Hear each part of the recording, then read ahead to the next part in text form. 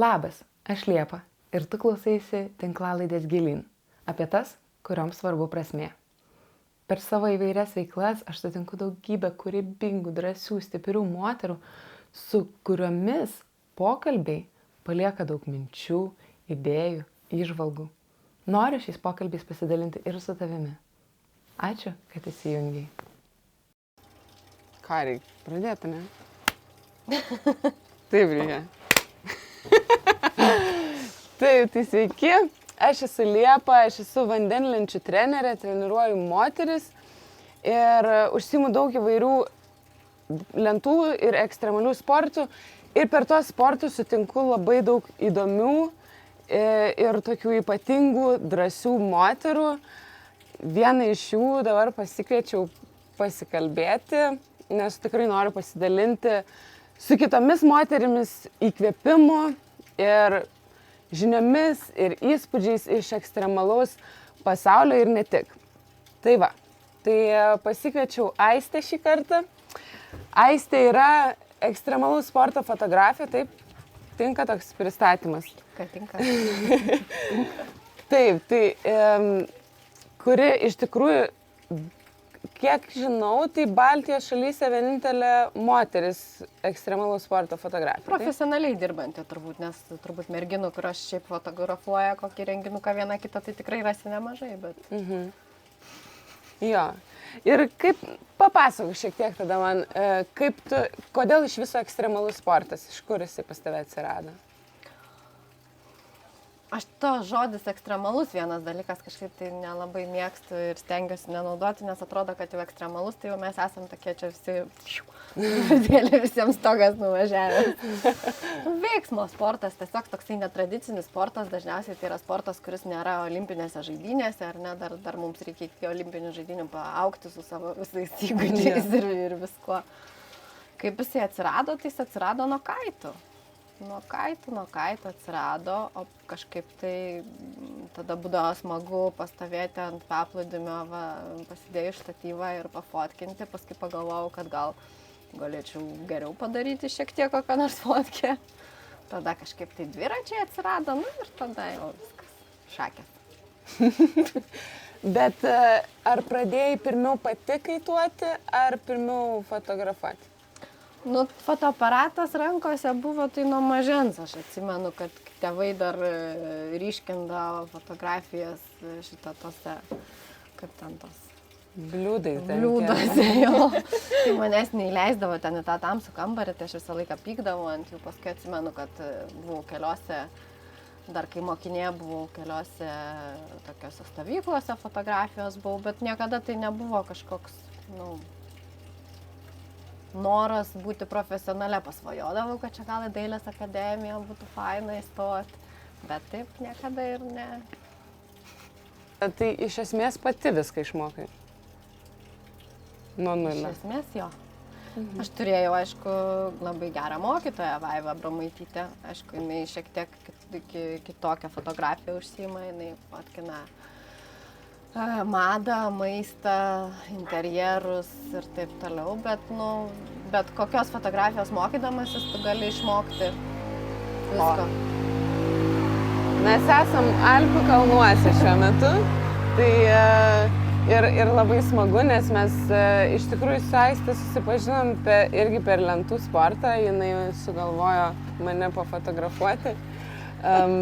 Ir dabar susitikom netikėtai Alpėse ir dėl to čia yra foniniai garsai, bet jie netrukdo iš tikrųjų pasakyti. Instruktorius užvežė ant kalno. Taip. Tai va, supratau. Tai kaip tu matai moteris šitam action sporte? Kokias tu jas matai? Kuom jos yra kitokios negu tos, kurios neužsiima tais sportais, galbūt kurias tu pažįsti? Kažkokiu tai gal įžvalgų esi pastebėjus? Aš gal nepasakyčiau, kad moteris skirtingos. Mes visos esam, manau, drąsios tam tikrose srityse, kažkur kitur šiek tiek pabijom. Tai aš nemanau, kad sportuose, ekstremaliuose sportuose, veiksmo sportuose tai skiriasi, nes, aš manau, Liepa, tu irgi dar kartais pabijai truputėlį ten kokį triuką darydamas. Ir tai niekada nepasibaigs. Ir tai yra, man atrodo, žavesys šitų sportų, kad tu visą laiką turi šiek tiek perlipti per save. Tai aš nemanau, kad moteris tame skiriasi. Bet ką aš matau, kad moteris sporte, koks tai bebūtų sportas, tai gali ir tradicinis sportas būti, jos galbūt šiek tiek laisviau žiūri į save, kas man labai patinka kaip fotografija. Ta prasme, nes kai tu esi sportininkė, tau galbūt nėra taip svarbu, kad tu šypsotumėsi fotkę, ar ne, kad atrodytum kaip modelis gražiai, tenai pasidažius viskas tvarkingai, bet svarbu, kad būtų geras momentas pagautas, kad tavo būtų taisyklinga technika, ar ne? tai kartais netgi tos nuotraukos būna, kaip kitos moteris turbūt mus pasižiūrėtų ir sakytų, Dieve, kokia tu čia išsiviepus, žinai, kažkokia. O tau atrodo, čia bet gražiai stoviu. Taip. Tai gal dėl šito, sakyčiau, yra toks skirtumas, kad tos moteris, kurios sportuoja, jos nėra taip prisirišusios prie to mūsų tradicinio grožio supratimo. Jo, bet čia labai gera įžvalga iš tikrųjų, nes juk tikrai bedarant kažkokį tai sportinį judesį, tu tikrai negalvoji, kad ten tavo šypsena iki ausų, ar tik tai pusė šypsosi. Ar kad, kaip aš sakiau prieš tai, kuri tavo graži pusė, kad jau čia tą gražią pusę atsukti negalvoji, tiesa. Tu ten būni iš visų jėgų ir tik tai tame momente. Taip. Tikrai, čia geras pastebėjimas. Ir tas yra labai faina iš tikrųjų, nes dažnai, kai būna... čia man ir fotografijai toksai truputėlį visą laiką per save reikia lipti, kai fotografuoji ten, keliaujant, pavyzdžiui, fotografuoji žmonės, moteris, ar ne, ir atrodo jau padarai tokią žiauriai gerą nuotrauką, ten kokią nors po vandenį, ten kokią nors, ten nežinau, pusę vandens, ten mergina neria, plaukia, ir jinai tą nuotrauką pasižiūri, sako, aš čia savo negraži. Ir tu galvoji, ojei! Bet taigi tokia graži nuotrauka. Taip. Ir iš tikrųjų tu žiūri ir nematai, kur ta mergina toje vietoje negraži, o jei ten kur nors, aš nežinau, burbulas vandens kyla pro čia ir atrodo, aš nežinau, tai yra burbulas, bet... Taip. Ir bet iš tikrųjų šiaip apskritai tas moterų, man atrodo, savikritiškas požiūris į save, jisai egzistuoja visur. Ir ypatingai, tau turėtų matytis, kai tu fotografuoji, nes aš pati atkreipiu dėmesį, kad ir tavo padarytose nuotraukose, kur nuostabios nuotraukos, bet kažkaip galėjau biškį tau užpakalį kažkaip biškį atsukti. Žinai, toks kažkoks tas nesaugumo jausmas kažkoks toksai. Jis, man atrodo, iš labai giliai ateina ir jį labai sunku išgyveninti iš savęs, ne? Labai, labai sunku. Ir netgi kartais, iš tikrųjų tenka padirbti, psichologu, nes, tu matai žiauriai gražią moterį prieš save, iš tikrųjų deivę matai prieš save, o jinai žiūri į save ir sako, aš negraži čia, O kaip tu gali būti negraži, tu pasižiūrėk, kokia tu deivė. Bet kaip taip yra, ne, kad kiti žmonės geriau mato mūsų pliusus, negu mes matome, ne? Tarkim, labai geras pavyzdys, aš kai tau parašiau, kad noriu su tavimi apie drąsą, apie moterų drąsą pasikalbėti, tu sakai, aš esu didžiausia bailė. Ir man šitas taip įstrigo, nes iš tikrųjų, taigi, aš iš šono tave matau, kaip vieną drąsiausių moterų, kurias aš pažįstu, ne? Bet savo, kada tu esi savo tam viduj, kada tu esi pirmas asmuo, kuris visą tai išgyvena, tai tu žinai daug daugiau ir iš tikrųjų tu supranti, kiek tu iš tikrųjų bijai. O kitam žmogui iš šono gali atrodyti, kad, to tai iš vis nieko nebijo, ne? Tau tai lengva, kai tu nieko nebijai, tai viską gali daryti, ne?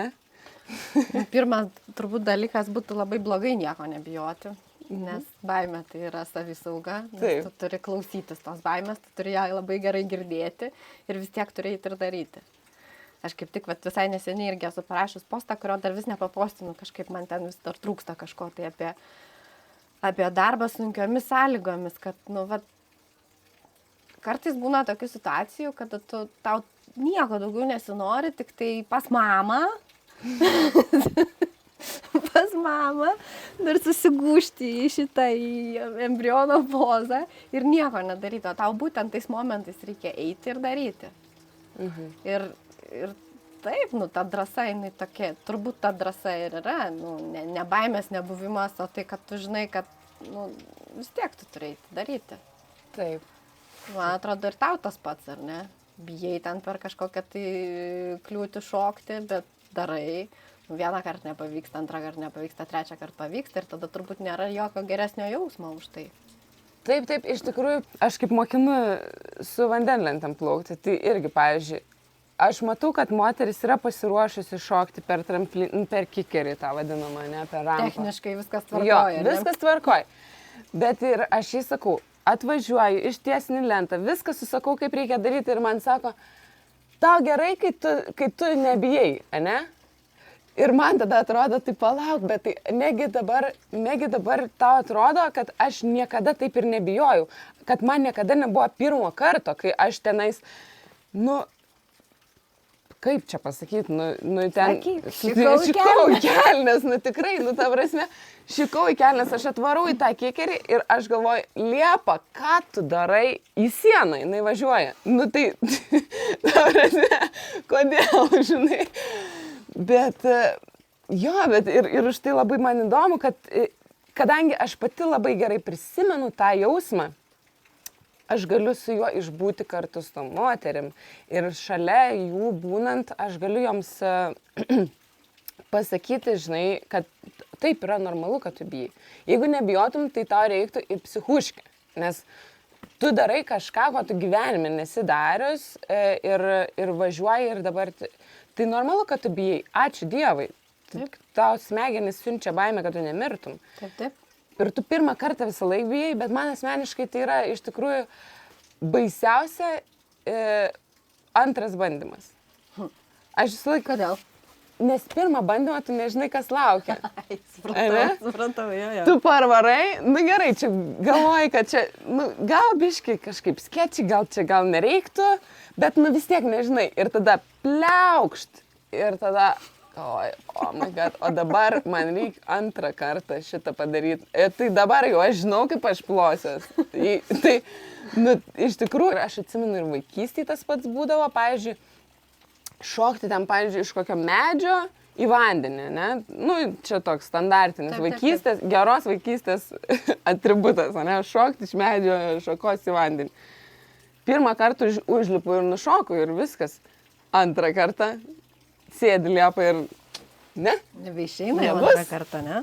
Ir esu labai su nugalėtos asmenybės nuoskauda išlipus iš medžio, nes nebus, neišeis, nes žinau, kaip baisu. Jo, aš manau, kad tu teisi apie tą antrą kartą, bet paskui trečias kartas jau darosi lengvesnis turbūt. Taip. Ir turbūt kuo daugiau tų sportų išbandai ir kuo daugiau tu nugali tų baimių, bet kokia tai bebūtų situacija, ar tai būtų sportas, ar tai būtų kažkoks tai darbas sunkiomis sąlygomis, tai darosi lengviau dėl to, kad, gerai, nesakysiu lengviau, dėl to, kad ta baimė jinai visą laiką paralyžiuoja.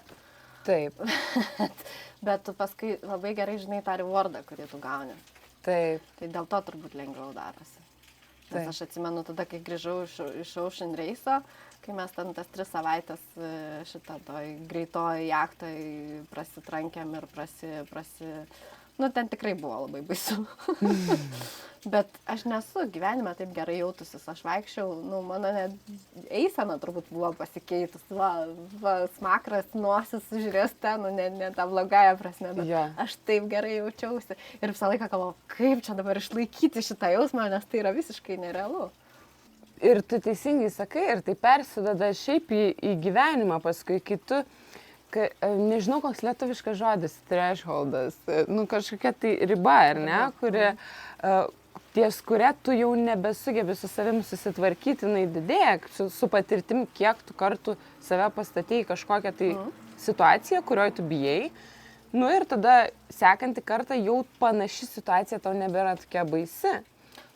Man tai visą laiką būna, tai koks velnias tave nešia ir vėl tu čia tą nesąmonę darai ir vėl, Paskui susikaupiu, nu gerai, jau vieną kartą padariau, tai ir antrą kartą padarysiu. Kaip čia dabar prisidirbau, tai reikia kapstytis kažkaip tai. Jo, bet, pavyzdžiui, aš ruoždamas iš tam pokalbį, aš žiūrėjau tavo Instagram'e, su smeigtuku prisektas yra postas apie tai, kaip tu sakai, aš niekada nesu pasiruošusi iki galo projektui, kurį aš darau, ar ne? Tai gal tai irgi ateina iš to, kad tu turi tos patirties ir su kaitais, ir su žiemos sportais, ir su įvairiais dalykais, kad tu, tu nesi pasiruošusi, bet tu vis tiek priimi tą iššūkį. Net nežinau, kaip su to taip, aš niekada nebūnu. Tu būni pasiruošus, aš nebūnu niekada pasiruošus. Aš irgi nebūnu. Bet yra toks žinojimas viduje, kad aš turiu skilsus tai užduočiai įvykdyti, ar ne? Tai. Nes be to pasitikėjimo, vis tiek turbūt nesiveltum į ten. Yeah. Dabar jeigu man sakytų, tu važiuok, aš nežinau, ir aš truputėlį filmuoju, bet mano ten filmavimo įgūdžiai yra, palyginus su fotografavimu, jie tikrai ne to levelio, ar ne? Jeigu man sakytų vien tik tai važiuok ir dabar daryk filmukus, tai man būtų labai didžiulis stresas. Aš turbūt atsisakyčiau, nes aš to negaliu padaryti. Bet jeigu tu žinai, kad tu turi bazinį kažkokį tai skilsų levelį, tai kur tave įmes? Ar tave įmes į laivą, ar tave įmes į malūnsparnį, ar tave įmes į lėktuvą? Iš laivo.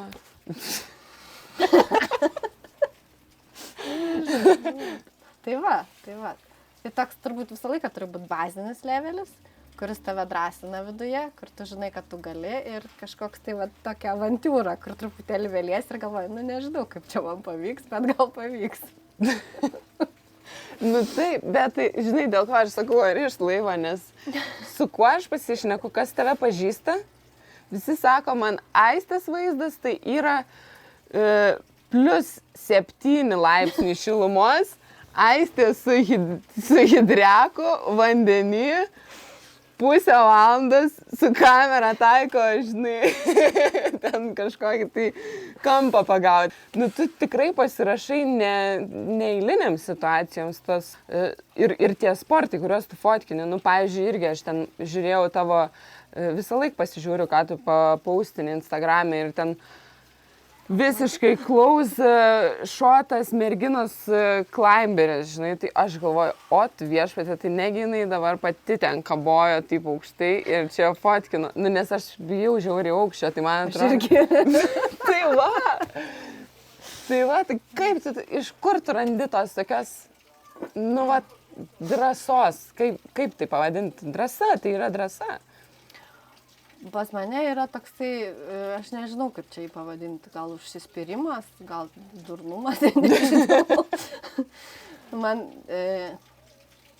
Man norisi įdomaus kadro. Ir jau kai esi matęs ten tūkstantį kadrų prieš tai ir galvoji, šitas kampas jau matytas, šitas kampas matytas, dar reiktų padaryti tokį. Ir tada tu galvoji, kaip tą kampą padaryti. Gerai, reiškia, reikės man būti vandenį, ar ne? Gerai, supratau, tai ko man tada reikia, kad būčiau vandenį. Ir kažkaip, turbūt nuo to prasideda viskas, nuo to, kokį tikslą turi. Tada, kai aiškus tau yra tikslas, tada ir kaip ten, tikslas pateisina priemonės, ne? Man kažkada tai labai labai seniai, pačioj pradžioj, kai tik tai pradėjau fotkinti, yra viena klientė uždavusi klausimą, sakė, o tai ką tu padarytum dėl gero kadro? Ir aš tada taip labai susimaščiau iš tikrųjų, ką aš padaryčiau ir ko aš nepadaryčiau dėl gero kadro, kas jau būtų jau tas limit. Ir kas būtų limit? Dabar jau tai yra pasikeitę, aišku, nes dabar jau yra ir patirties daugiau, ir žinai, pozicijas, pavyzdžiui, kur būti, kur nebūti. Bet tuo metu, po mašiną tai nešokčiau turbūt. Greičiausiai, gal nereikia. Ja, žinau, kad, pavyzdžiui, negalėčiau panierus daryti fotkių, nes man yra baimė labai. Aš tik tai pakišu galvą po vandeniu, juokinga, ne? Pakišu galvą po vandeniu, man prasideda panika. Iš karto kvėpavimas toksai pasidaro. Geras, kaip įdomu. Bet kaip įdomu, kiek žmonių tiek, ne, istorijų, su ta baime, ko tas žmogus bijo, ne? Pavyzdžiui, aš iš tikrųjų pirmiau išmokau nardyti negu plaukti. O, va. Nes tai yra, šiaip fiziškai tai yra lengviau padaryti. Tu tiesiog to nereikia galvos laikyti. Tu įkvepiai ir neri. Ir aš mokėdavau nerti, bet nemokėdavau plaukti. Tai aš nardydavau, kur yra iki negilu, kad galėčiau atsistoti, žinai, kad įkvėpti, nes kitaip aš negaliu įkvėpti. Bet, pavyzdžiui, gelmės aš bijau. Ir aš, tarkim, kai esu su akvalangu, pavyzdžiui, ir aš neriu į gylį, ir aš žiauriai baisu. Toks atrodo, kaip keista, šitiek vandenys sėdžia. Taip. Vat ir kažkas yra netoks, tai vat paralyžiuojantis dalykas. Man irgi žengia visi juokiasi iš manęs, sako, tai ką tu vandens bijai? Vandens aš nebijau, aš tik tai galvą bijau vandenį pakišti.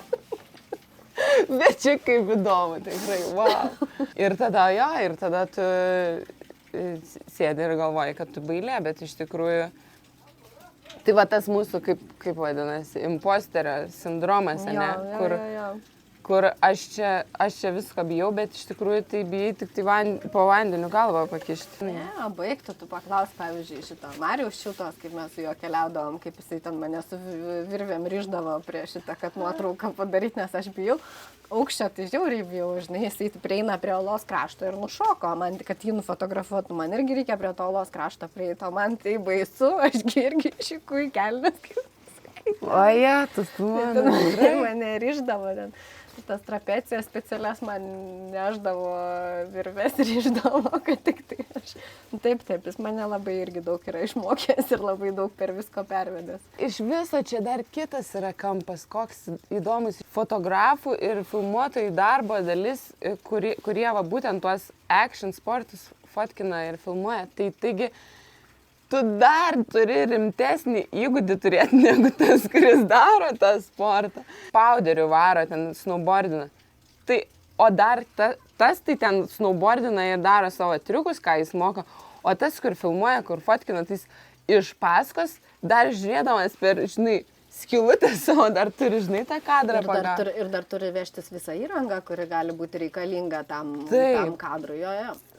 Tai vat, irgi, kai kalnuose gyvenau, aš galvojau, čia kaip padarysiu gražių kadrų, hebra varo, čia powderį. Ir paskui aš supratau, kad aš žiauriai bijau į powderį lysti. Ir aš, pusę metų iš viso man buvo kažkoks tai paralyžius, aš negalėdavau už trasos išvažiuoti. Paskui, aišku, kai išvažiavau, pajutau visą tą kaifą, supratau, žinai, kame visas tas, tai tada sakiau, duokit, tik tai man duokit. Ja. Bet, vis tiek, irgi tada nėra tų skilsų, kad tu su pilna kuprinė galėtum powderyje lygiai taip pat greitai, kaip jie važiuos. Ne, ja. Tai užtrunka, taip. Taip, ir tada visą laiką yra tas kadras, ne, tai visą laiką tu matai tik tai tą sportininką, bet iš tikrųjų, taigi, tu tenais tokių jaučiu pozų išlaužinę, nepatkinama ir aukštielniką ir visai, žinai. Tikrai. Man atrodo, čia taip, tas lieka už kadro, gal tas ir yra grožis, kad tai lieka už kadro, kiek pastangų tas kadras iš tikrųjų kainavo. Taip. Bet iš tikrųjų reikia daugiau pasakoti žmonėms, nes čia yra labai įdomu. Tai kiekvienas gali pabandyti pasiimti fotiką ant kuprinės, į kuprinę ir važiuoti savo nuo kalniuko ir pamatysit, ant kiek iš tikrųjų balansas pasikeičia. Jo, jeigu susidedi visą foto įrangą, kuris sveria minimum kokius 5 kg ant kuprinės, tai iš karto visai kitokį balansą turi, negu kad be nieko važiuotum. Dauguma vis tiek šitoj sferoj, kurie fotkina ir filmuoja, tai vis tiek dauguma yra vyrai. Tell me about it. Taip. Ir, irgi labai įdomus aspektas, nes tu irgi ir Instagram'e daliniesi ir man čia irgi yra labai įdomi tema. Koks jausmas yra būti moterim šitoj srity, net ne tik, kad ekstremaliam sporte, bet dar labiau nišoj, fotografija ekstremalaus sporto. Priklauso diena nuo dienos, žinok, kaip aš jaučiuosi būdama moterimi.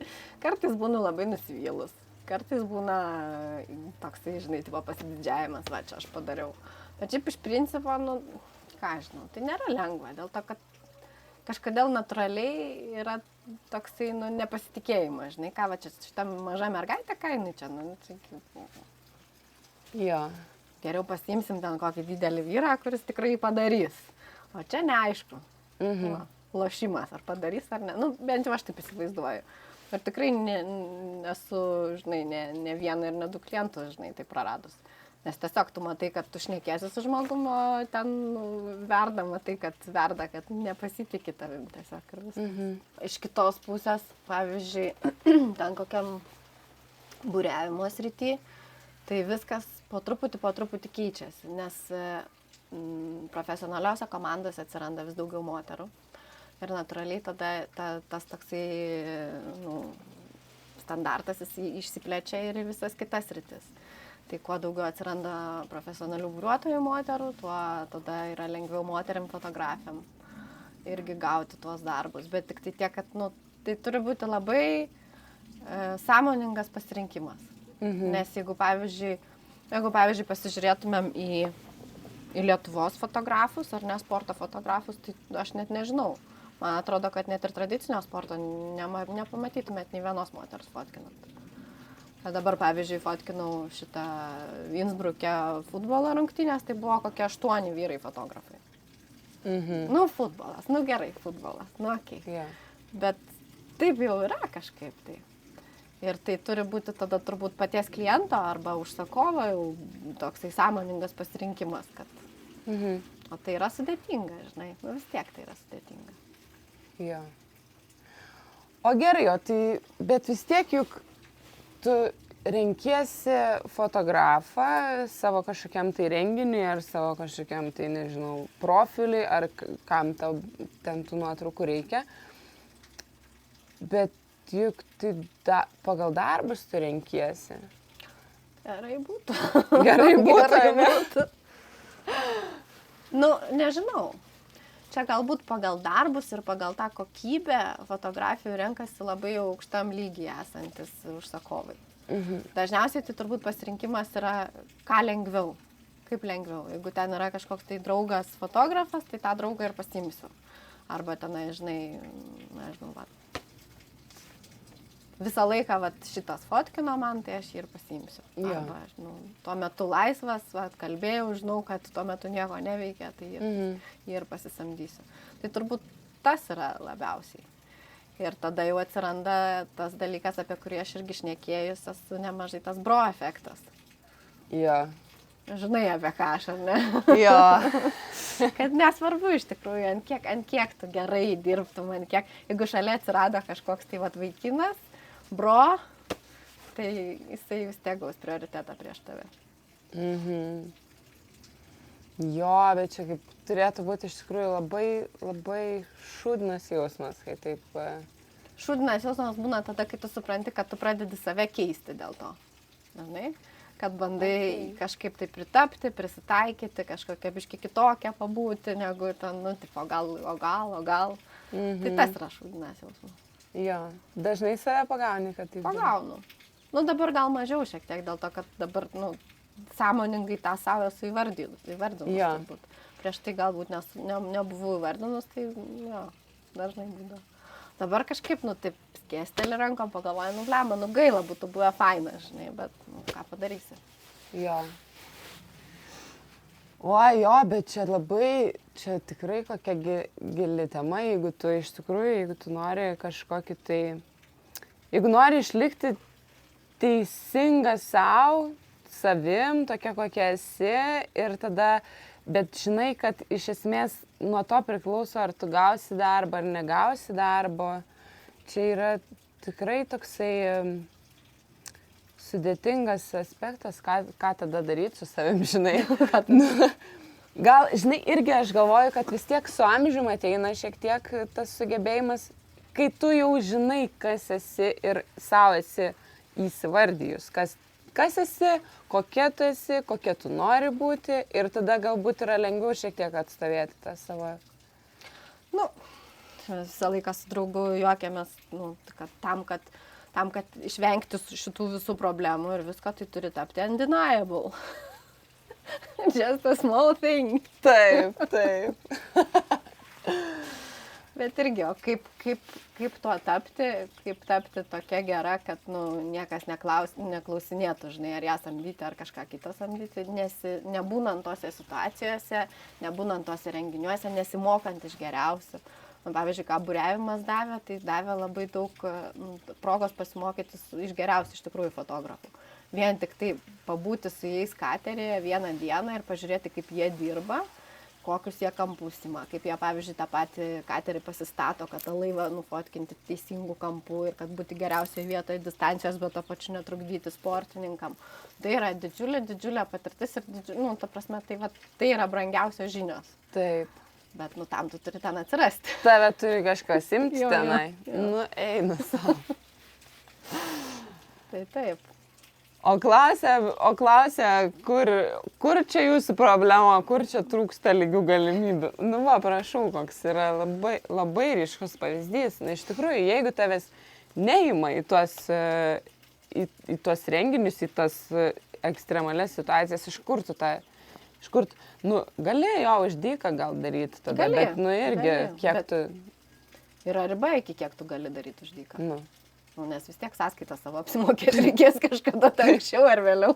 Dažnai aš susiduriu su to klausimu, kur tipo, o tai kur tu matai, kur tau nelygios galimybės? Tau asmeniškai, kur tau nelygios galimybės? Ir taip biški žakteli, nes, ką žinau, lyg tai viskas gerai man iš esmės. Bet reikia nepamiršti to fakto, kad aš asmeniškai, aš nesiekiu nei būti profesionalė sportininkė, nei kažką tenais įrodyti pasauliui būtent šitoj ekstremalaus ir apskritai action sporto srityje. Aš tai darau dėl to, nes man smagu.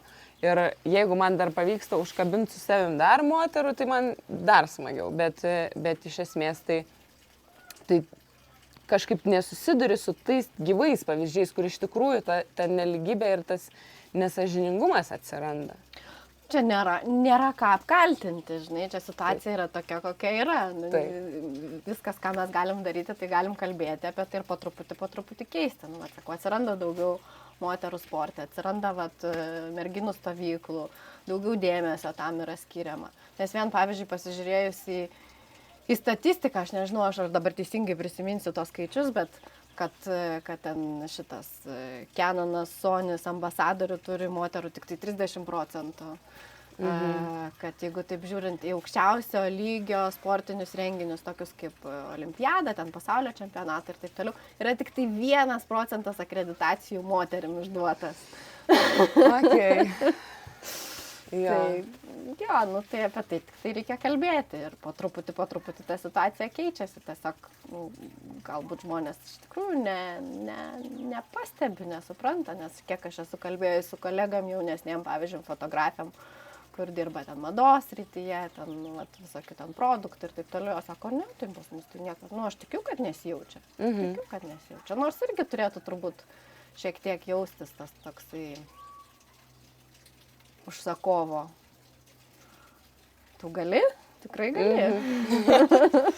Bet jeigu taip dar, žinai, viena yra, kai kažkaip tu pastebi šitus dalykus, kad galbūt šmėstelėjo tokia mintis, bet dar yra ir kai atvirų tekstų, tokį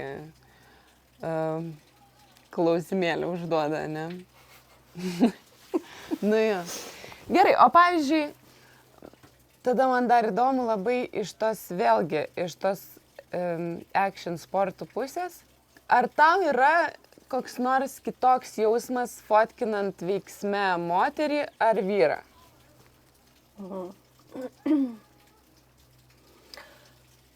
Anksčiau aš sakydavau, kad bet čia tik tai, kai pradėjau fotkinti, kai tik tai pradėjau apčiuopti tą sportą ir suprasti, sakydavau, kad moteris fotkinti yra neįdomu.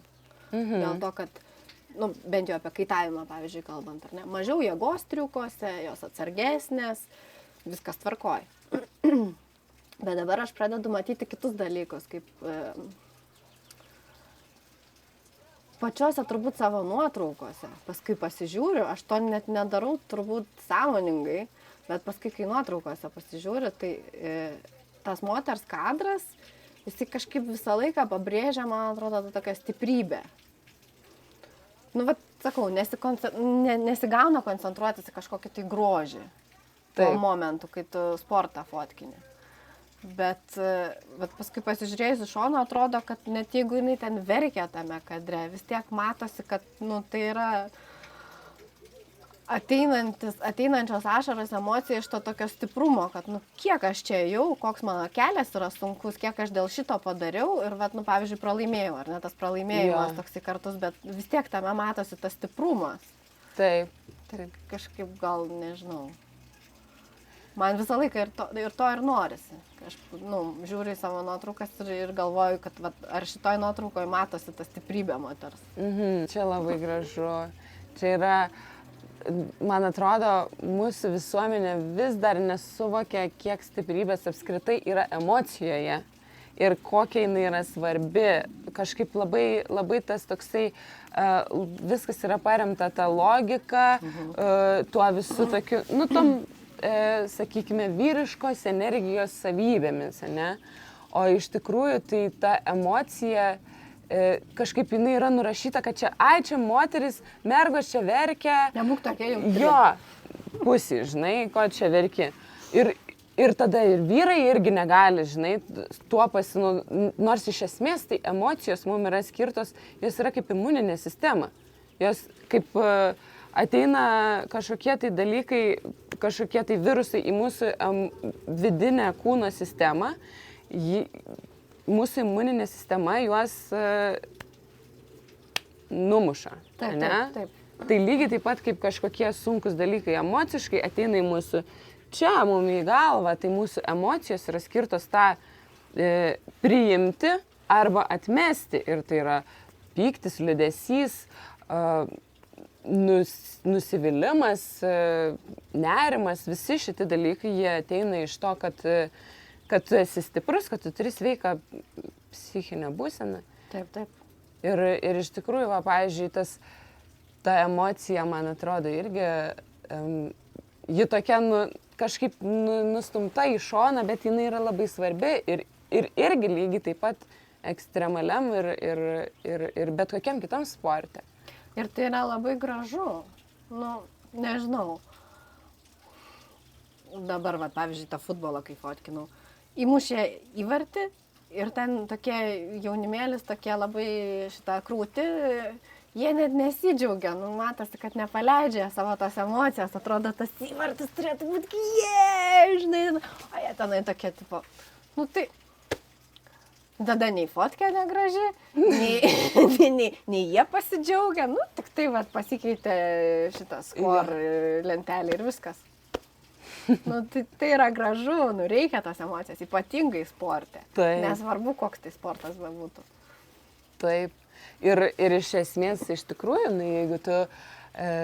jeigu tu neišgyveni to džiaugsmo iki galo, lygiai taip pat kaip jeigu tu neišgyveni tos baimės iki galo, to pykčio iki galo, tada jisai tavyje ten grūdasi žemyn ir jis tada paskui pasireiškia labai liūdnais dalykais iš tikrųjų.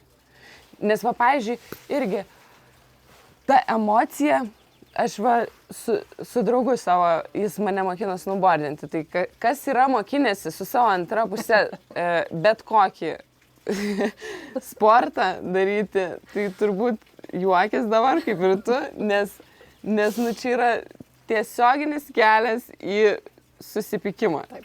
Jeigu tu nori susipykti, eik pasimokinti iš savo antros pusės kažkokių tai ekstremalių sportų. Tai tenais tu mano, kiek aš esu ašarų išliejus ant to kalno ir trankius tą sniegą, iki ko man skauda pačiai, nes jau eilinį kartą nudribau ir man skauda ir jisai čia nesupranta ir jis man sako, taigi čia nieko tokio, tau nieko tokio ir ašaros ir pasikūkčiojimai ir visi keiksmažodžiai, kuriuos esu gyvenime girdėjus, viskas vienu metu išeina, žinai, bet tai aš pagalvoju, tai gerai, man liūdna pasidaro dėl tų žmonių, kurie iš tikrųjų nesugeba tas emocijas išskleisti, išleisti kažkokiais tai būdais, ją yra užspaudę savyje. Ir irgi, man atrodo, tai yra svarbu tuo dalintis, kad tu irgi patiri emocijas, aš patiriu emocijas ir aš bijau, ir kitas bijo, ir verkia.